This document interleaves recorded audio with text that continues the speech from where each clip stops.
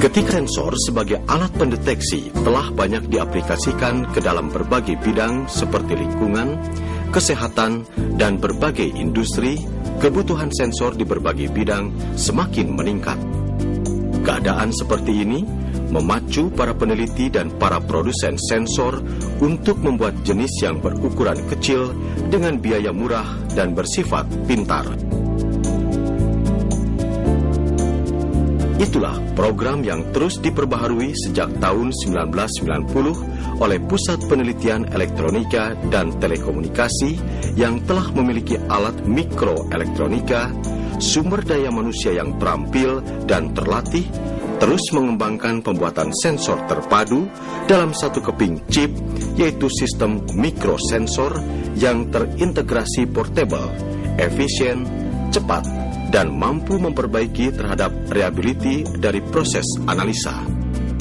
Teknologi proses menggunakan pembuatan mikrosensor atau microdevices adalah silicon-based microfabrication yang dapat menghasilkan struktur yang berukuran mikrometer dan membuat sensor dalam bentuk array dengan menggunakan screen printing karena prosesnya sederhana, dengan biaya murah, sangat cocok untuk pembuatan disposable sensor. Mereka ketika memulai proses pembuatan sensor yang lebih kecil ini dengan mengumpulkan bahan-bahan kimia seperti aseton, garam, berbagai elektroda, pasta screen printing, kemudian bahan-bahan elektronik seperti resistor, IC, kapasitor, kabel, PCB, dan solder. Sedangkan bahan mekanik yang dikumpulkan adalah plat aluminium, teflon dan pompa, komputer, sinyal generator 15 MHz dan regulate forward supply. Sensor yang dibuat para peneliti PPET-LIPI dikenal dengan nama sistem Smart Sensor atau sensor pintar. Sensor smart adalah sensornya harus terintegrasi, dan sensor pintar smart sensor dapat memperbaiki dan meningkatkan performance dengan cara menggunakan array. Para peneliti menetapkan sensor pintar yang dapat mengkalibrasi sensor-sensor yang dikalibrasi, sedangkan sensor bisa digunakan sebagai sensor identik, misalnya untuk mendeteksi pencemaran air. Mendeteksi untuk pencemaran air ini karena kondisi perairan umum di beberapa kota besar kondisinya sekarang semakin parah yang diakibatkan oleh limbah industri.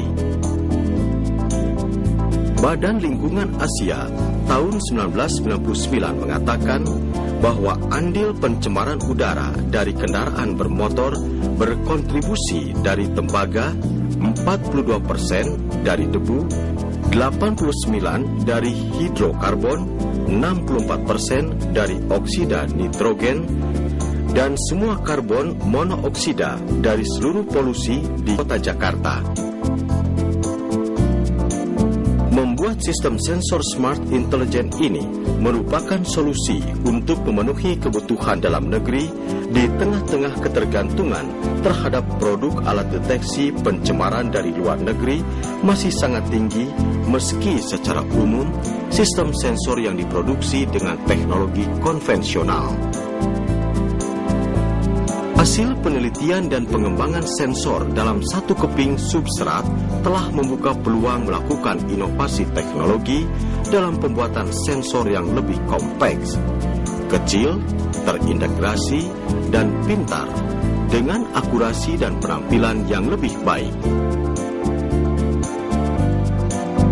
Sensor ini dilatar belakangi dengan pengalaman kami terlibat pada pengelolaan pencemaran sungai yang ada di Jawa Timur, yaitu Sungai Berantas.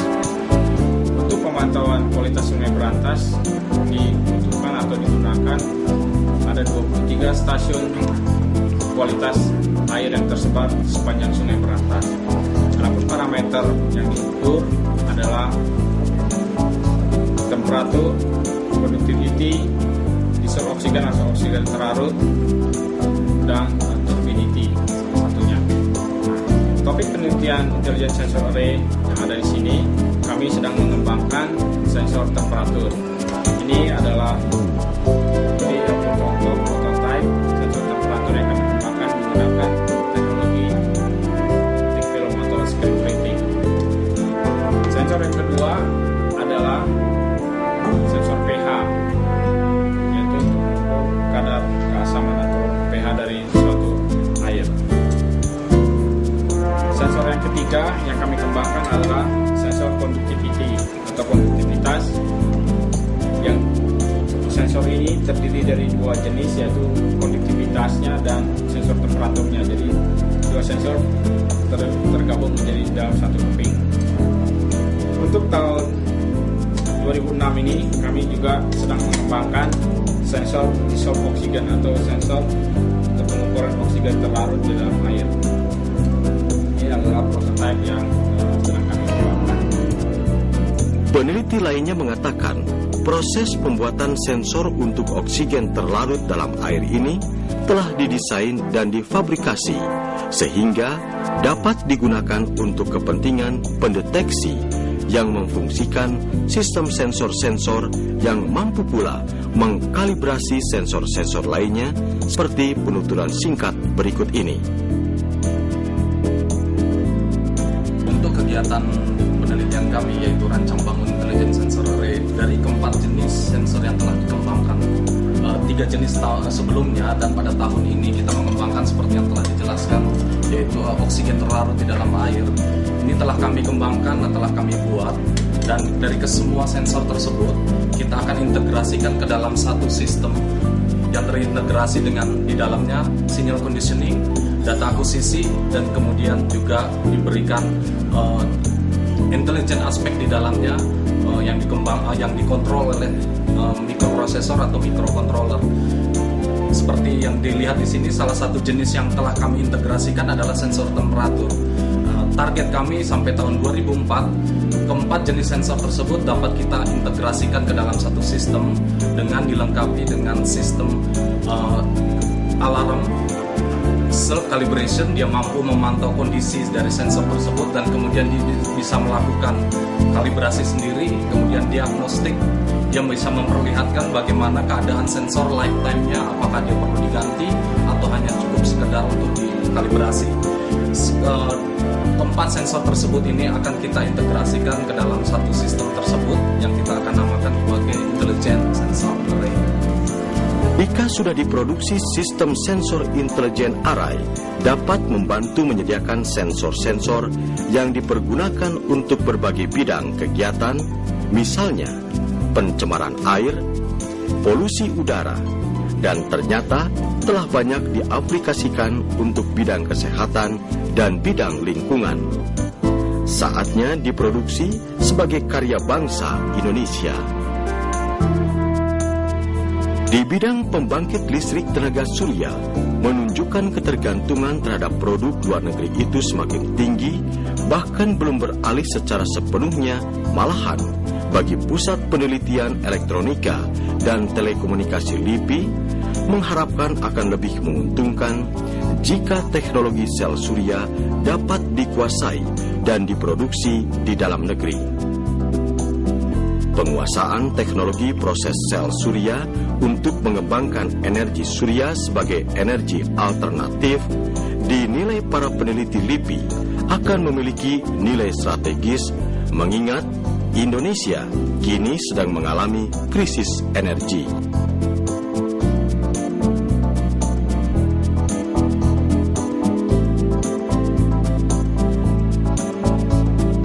Penelitian ini kami harapkan dapat mendukung program nasional di bidang energi, terutama karena memperhatikan bahwa saat ini Indonesia lagi krisis energi.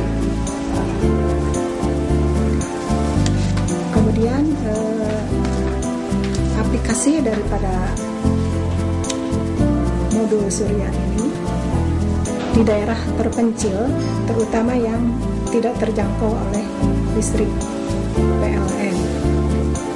Dan tujuannya di sini adalah untuk membuat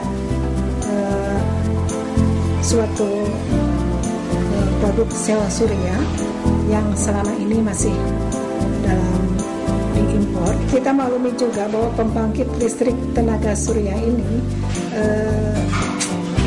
komponen utamanya adalah berbentuk modul seperti kita lihat di sini. Ini adalah hasil prototip dari penelitian kami di Puslit Elektronika dan Telekomunikasi LIPI, di mana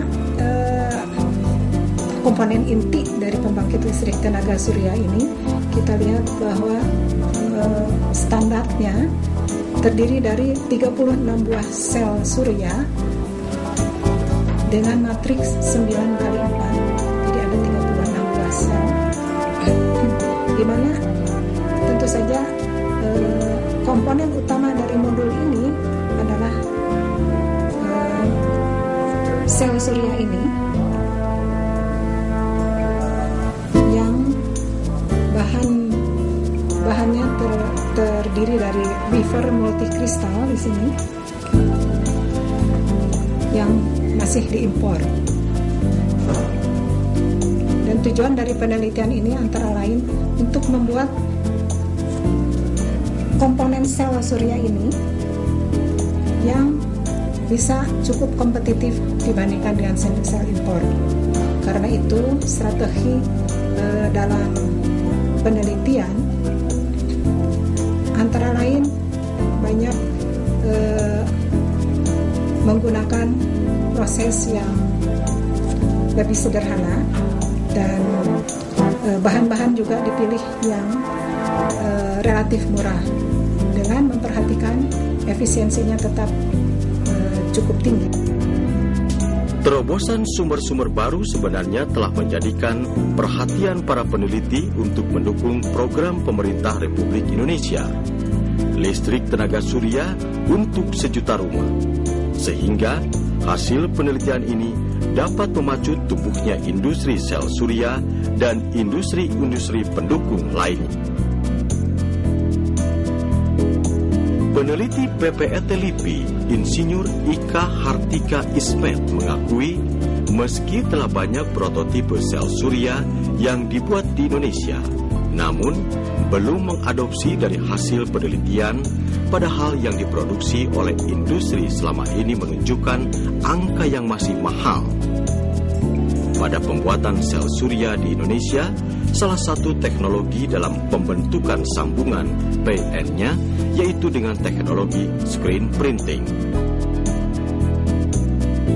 Kerjasama dengan PT LEN ini antara lain juga karena kita dari LIPI menginginkan agar hasil riset ini dapat diserap oleh industri, di mana dalam hal ini PT LEN Industri mempunyai fasilitas untuk membuat packaging modul surya ini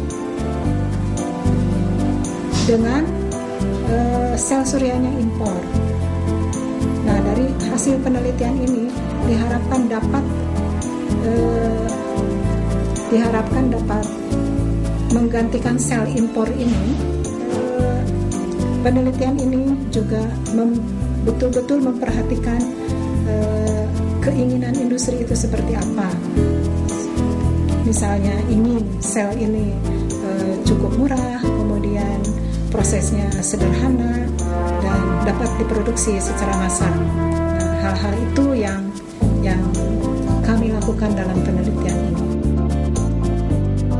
Para peneliti sel surya tidak bekerja di lingkungannya saja, melainkan menggandeng kerjasama dengan lain industri dinilai cukup berpengalaman membuat pembangkit listrik tenaga surya.